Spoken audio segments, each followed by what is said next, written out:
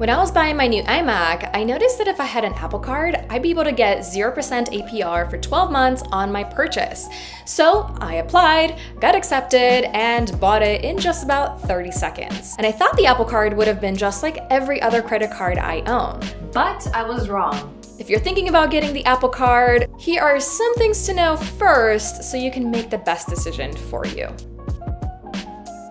I knew that the Apple Card got 3% cash back on Apple products, but I thought that was pretty much it. The truth is that the Apple Card actually has a variable cashback offer that ranges between 1% and 3% cash back outside of just buying Apple products. You also get 3% back on Uber Eats, T-Mobile, ExxonMobil, Nike, Walgreens, and my favorite, Panera Bread, 3% cash back. Second, I'm assuming you have an iPhone, right? If you do, hit that like button and subscribe. When you use the Apple Card when buying something through Apple Pay, you will also receive 2% cash back. And then for every other purchase you use with the card, you just get 1%. The weirdest thing about this though is that these cashback offers don't really act like regular credit card cashback offers do. The cashback amount that you make doesn't seem to be applied to your statement automatically, which is what I usually do with pretty much every single credit card I own. Instead, it gets added to your Apple Cash card on your phone. Unfortunately, you're not allowed to have Apple Cash be applied automatically towards your monthly statements, which kind of sucks since that's what I do with pretty much every credit card I own. I did recently find that you can, however, use it as a one-time payment towards your statement, which definitely makes it a lot easier. And of course, you can use it anytime you're using Apple Pay to buy random other things on your phone. Speaking of, do you think it's possible that there could be someone out there that would want to purchase an iMac or a MacBook Pro or an iPad, but like not use an iPhone? I know, crazy question, right? But I guess those people exist. My boyfriend loves his MacBook, but for whatever reason, refuses to get an iPhone. Go figure, right? Trust me, it is so hard to see my text come through as green. While he could, in theory, apply for the Apple Card to buy a new Apple computer, since the main way to manage the card is through the Apple Wallet, which is obviously not available on Android, why would he want to? So basically, if you want your 3%, just get an iPhone and make your life easier. I mean, no one likes Android anyway.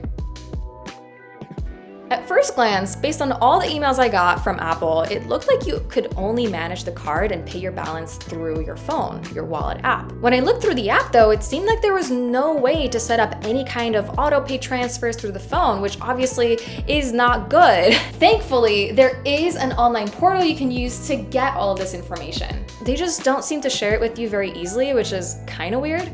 But if you go to card.apple.com and log in using your Apple login, you'll be able to access your dashboard where you can set up your auto pay, see your statements, your balance, spending limit, and more. So get it bookmarked. Statements are due on the 30th of each month, but I personally have mine go out on the 27th just in case. I saw some threads on Reddit where people claimed that when they set it to the 30th, because of February, sometimes they would end up with like a late payment or something and then get fees, and I prefer to just not mess with it. With most cards that come with a 0% APR offer, you buy the thing you want, let's say it's $2,000, you put that $2,000 in full on the card, and then you just like make your own monthly payments over the 12-month period. Sometimes you might pay more, sometimes you might pay less, but as long as you pay off that $2,000 within 12 months, you don't pay any interest. This is not the case with the Apple Card. After buying the iMac with the Apple Card and the installment plan, I logged into the Wallet app, and what I saw was a little surprising and a bit confusing as well. So the app balance shows what you owe that month based on the installment plan you opted for when buying your Apple product, not the total balance.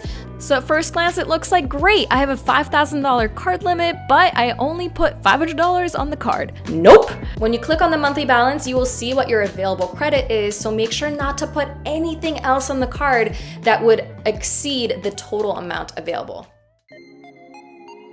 If you've purchased more than one Apple product on the card and you've only been using the Apple Wallet app, it's gonna take a lot of clicking around to find out how much of each you've paid off. I just pay the monthly balance in full anyways, but like it'd be nice to know how much I still have to pay for each of the products I purchased without having to spend like 15 minutes clicking around on my phone and like trying to find it. Now, if you log in online, it is much easier to find. You just click through, look at it, it's right there. When your Apple Card arrives, you'll be surprised to find that it is missing a pretty big and typical feature that pretty much every single credit card has. A credit card number. It just has that swipey thing right here, and it has the chip right here. And to be completely honest, I thought that's just the way it is, and that this card was basically useless online without Apple Pay. Until I started doing research for this video and learned that there is actually a credit card number you can use. It's just not super obvious to find. Click on the three dots on top right, and then scroll down to see the card information. You click on that to see the full credit card number. If you look underneath that, you will also see two additional numbers that are supposed to be, I guess, the last four for a physical card and a device account number. But honestly, I have no clue what that means since the numbers don't actually match up with the actual card number. So no idea. If you know what it means, please tell me down below.